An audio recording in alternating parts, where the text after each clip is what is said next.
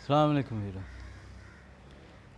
शाहमुखी लिपि उर्दू की पैदाइश तो 3-4 सदियाँ 5 सदियाँ पहले तो लिखी जा रही है।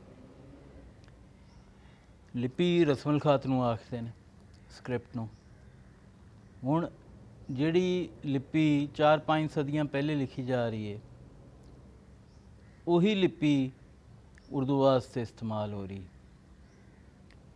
बहादुर शाह जफर के दरबार च पहली बारी उर्दू नूं एक बाकायदा जुबान के तौर पर लिया गया, मुतारफ कराया गया।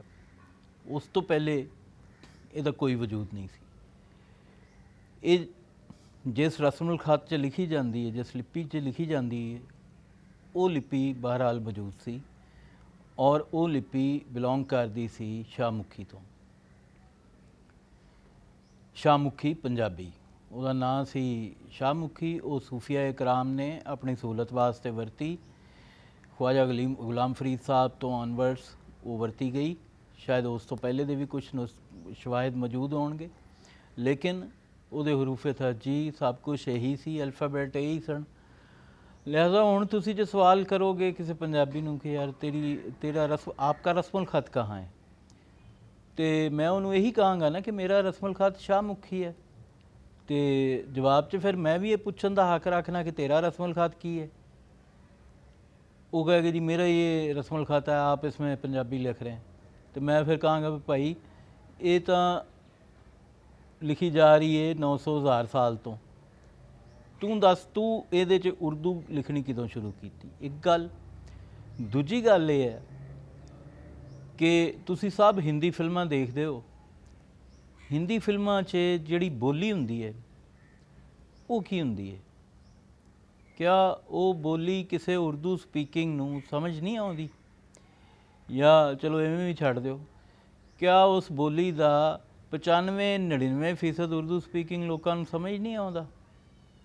मतलब बोली हिंदी, लिपि स्क्रिप्ट रस्मुल खत शाहमुखी पंजाबी दा ते ज़ुबान उर्दू। ये एक इल्मी सवाल है। ये कोई तासुब वाली गल नहीं, कोई गुनाह वाली गल नहीं। नाउज़ बिल्ला कोई उर्दू कोई सहीफ़ा है आसमानी नहीं है जिंदे ते असी गल ना कर सकीए। ये कोई किसी आसमानी किताब की जुबान नहीं है, रस्मुल खत नहीं है जिदे ते असी गल ना कर सकीए। ये एक इल्मी सवाल है।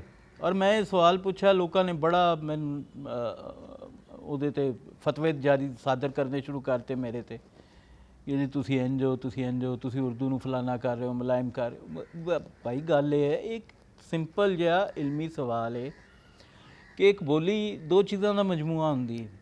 एक अलहदा जुबान जिहड़ी है ना, वड्डी लैंग्वेज जिहड़ी है, वो दो चीज़ों का मजमूआ हुंदी।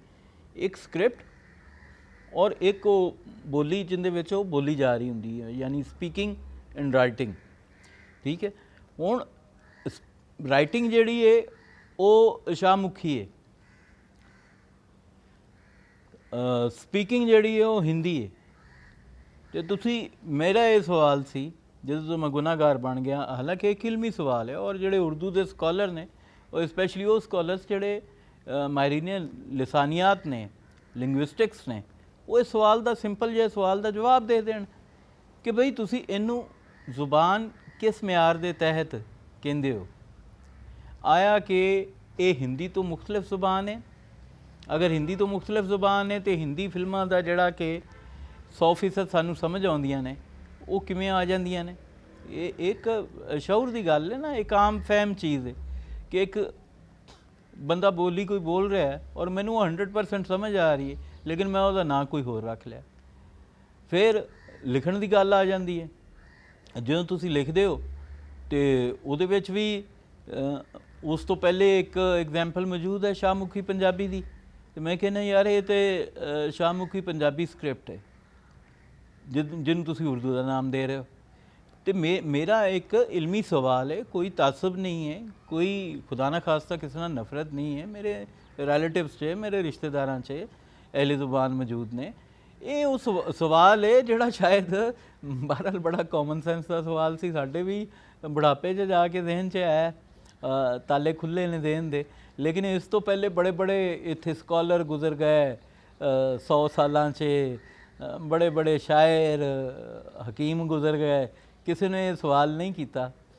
शायद ਜ਼ੁਬਾਨ ਦੇ ਉੱਤੇ ਇਹਨਾਂ ਦਾ ਉਹਨਾਂ ਦਾ ਹੈ ਨਹੀਂ ਸੀ, ਇੰਟਰਸਟ ਨਹੀਂ ਸੀ, ਜਾਂ ਫਿਰ ਵੈਸੇ ਹੀ ਉਹਨਾਂ ਦੇ ਜ਼ਿਹਨ 'ਚ ਨਹੀਂ ਆਇਆ ਕਿ ਮੈਨੂੰ ਹੈਰਤ ਹੁੰਦੀ ਕਿ ਇਹ ਕਿਸ ਤਰ੍ਹਾਂ ਮਤਲਬ ਤੁਸੀਂ ਇਹਨੂੰ ਮੈਂ ਚਾਹਾਂਗਾ ਕਿ ਮੈਨੂੰ ਕੋਈ ਸਮਝਾਏ।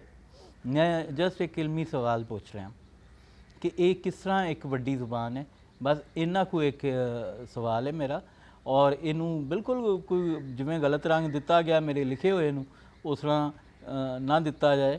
ਮੈਂ ਸਿਰਫ ਇਹ ਪੁੱਛ ਰਿਹਾ ਔਰ ਮਾਹਿਰੀਨ ਲਸਾਨੀਅਤ ਕੋਲੋਂ ਪੁੱਛ ਰਿਹਾ, ਇਹ ਜਿਹੜੇ ਟਰੋਲਿੰਗ ਕਰਨ ਵਾਲੇ ਨੇ ਇਹਨਾਂ ਕੋਲੋਂ ਨਹੀਂ ਪੁੱਛ ਰਿਹਾ। ਇਹ ਟਰੋਲਿੰਗ ਕਰਨ ਵਾਲਿਆਂ 'ਚ ਤਾਂ ਅੱਧੇ ਸਾਡੇ ਆਪਣੇ ਨਮਕ ਹਰਾਮ ਨੇ, ਜਿਨ੍ਹਾਂ ਆਪਣੀ ਮਾਂ ਬੋਲੀ ਨੂੰ ਥੱਲੇ ਲਾਇਆ ਹੋਇਆ ਅਤੇ ਉਪਰਿਆਂ ਨੂੰ ਸਿਰ 'ਤੇ ਪਾਇਆ ਹੋਇਆ। ਅਤੇ ਉਹ ਮੈਂ ਸਿਰਫ ਉਹਨਾਂ ਕੋਲੋਂ ਪੁੱਛ ਰਿਹਾ ਜਿਹੜੇ ਸਾਹਿਬ ਇਲਮ ਨੇ, ਉਹ ਸਾਹਿਬ ਕੀਬੋਰਡ ਨਹੀਂ, ਸਾਹਿਬ ਇਲਮ ਲੋਕਾਂ ਕੋਲੋਂ ਪੁੱਛ ਰਿਹਾ, ਲਿੰਗੁਇਸਟਿਕਸ ਕੋਲੋਂ ਪੁੱਛ ਰਿਹਾ, ਮਾਹਿਰੀਨ ਲਸਾਨੀਅਤ ਕੋਲੋਂ ਪੁੱਛ ਰਿਹਾ ਕਿ ਇਹਨਾਂ ਦੋ ਚੀਜ਼ਾਂ ਦੇ ਹੁੰਦਿਆਂ ਤੁਸੀਂ ਕਿਸ ਤਰ੍ਹਾਂ ਇੱਕ ਅਲੱਗਾ ਜ਼ੁਬਾਨ ਦਾ ਤਸੱਵਰ ਪੇਸ਼ ਕਰਦੇ ਹੋ। ਪਲੀਜ਼ ਮੈਨੂੰ ਜ਼ਰਾ ਕੋਈ ਲਿੰਗੁਇਸਟਿਕਸ ਦਾ ਜਿਹੜਾ ਪ੍ਰੋਫੈਸਰ ਹੋਏ ਉਹ ਜ਼ਰਾ ਸਮਝਾ ਦੇ। ਬਹੁਤ ਬਹੁਤ ਸ਼ੁਕਰੀਆ, ਰੱਬ ਰੱਖਾ, ਆਪਣਾ ਖਿਆਲ ਰੱਖਣਾ।